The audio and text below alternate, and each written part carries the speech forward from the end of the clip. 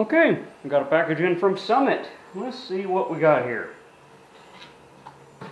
Oh, these ought to make a really good noise whenever I pop them. Let's try it. Oh, awesome. Okay. RP head bolts. So like I said before, on the factory bolts, I won't reuse those. I got the Permatex thread sealer. That way I can put it on all the bolts that go into the water jacket. And my timing set. So I'll show you here in a minute why the neighbor is using a leaf blower as soon as I start videoing, apparently. He must watch what I do or something. Alright, here we go.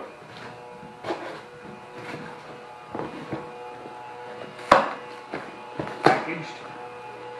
Alright. So this is got a rubber band on it. Alright, alright. This is what we got. So this is what I wanted here, was the one that has the 8-way adjustable diamond chain. I'm going to compare it to my factory one. It's cleaner, so that's good, that's good. That's a bonus. So what I'm doing is I want to make sure that I don't have any weird height differences or anything like that between the two here. So I'm going to compare these right quick, make sure this is usable, because it said it wasn't for an 89 Mustang with a 5.0, and apparently there's like 3 different timing chains for a small block Ford. So see if this works and get her installed. Alright, I'll finish putting this cam in. What I'm just using on the journals is the driven engine assembly grease. This isn't flat tappet cam, so I don't have to just coat the snot out of all the lobes. I will come back and put some on the roller lifter. When I put the roller lifters in, I'll put some of this on that roller, not the body, just the roller, and then I know I have a little bit of protection on that startup there. So it's kind of a dirty job, but that's just how it is. So I already got it kind of started, that way I can actually film a little bit here too. So just a light coat on these buggers. Try to get all that's on my finger here on the cam. Now when I get a little bit closer, what I'm going to do, I'm going to put a bolt in the end of the cam, like the end of the cam snout, to help me install it. So there we go. Finish getting her in. Should have my bolt ready. Don't even know where I put my bolt at this point. I think it's hiding in front of me or something. Probably not in the right one. Alright. No. Okay, well, let me go search for my bolt that I should have had ready. Okay, the bolt that I used before has disappeared. So, back at it, I found something that worked. I just had some all thread to put in there. So when I'm putting this in, I'm trying not to nick the cam bearings. So I'm going to go very, very slowly and try to keep the weight of the cam up here. So I'm on the journal, so every time I get to a journal, I'm going to kind of pause. So it's kind of...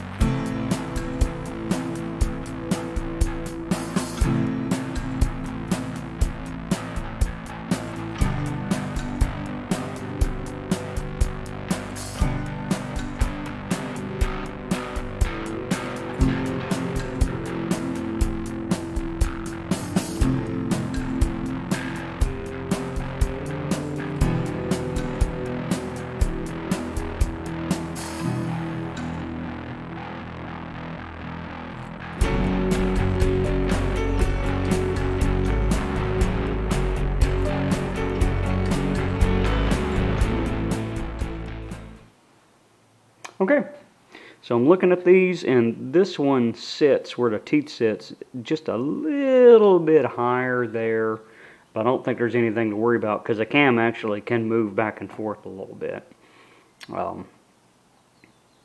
So this has a little bit higher installed, like this plane here height where the bolt goes down in there, but yet again that's not that much difference in there, and it's a few threads.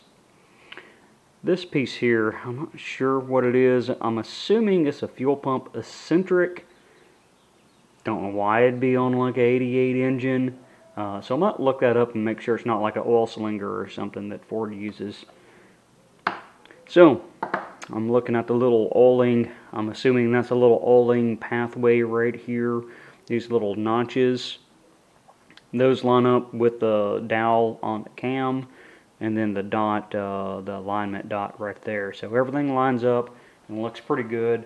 So I think that's a usable piece. So I'm about ready to get that put on. I need to look up in my book what the torque specs are for the little cam plate, the little Hoo-Yah round thing on the cam plate, and then I can get this on and start timing the cam in.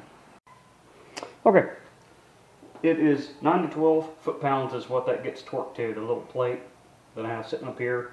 I just cleaned it off right quick and then dunked it in some oil to make sure it has a little oil protecting it, don't rust. So I've made sure my holes are clean. I shot it out with brick clean and then hit it with an air hose. Same with the bolts. And I'm going to Loctite them in because 9 to 12 foot-pounds isn't a whole lot. So I want to make sure that things don't walk. Okay. So what I've done is I've lubed the chain up using the driven assembly grease. I just put some grease on my hand and just slid it around and kept doing that until I felt a good even coat across the chain. So I've used the cam sprocket. I'm putting everything at dot to dot, basically zero advance, zero retard, just to see where I'm at. Number one piston is brought up top dead center. It's lined up dot to dot. And I have this in here just kind of hand tight on the cam bolt because I have a feeling that I'm going to be changing this here shortly. Okay, I'm checking my lifter bores to make sure that they are good and free. So what I've done is I've gone in with a little bit of lightweight oil and used the brush to kind of clean it out a little bit, and then took my rag and wiped it down.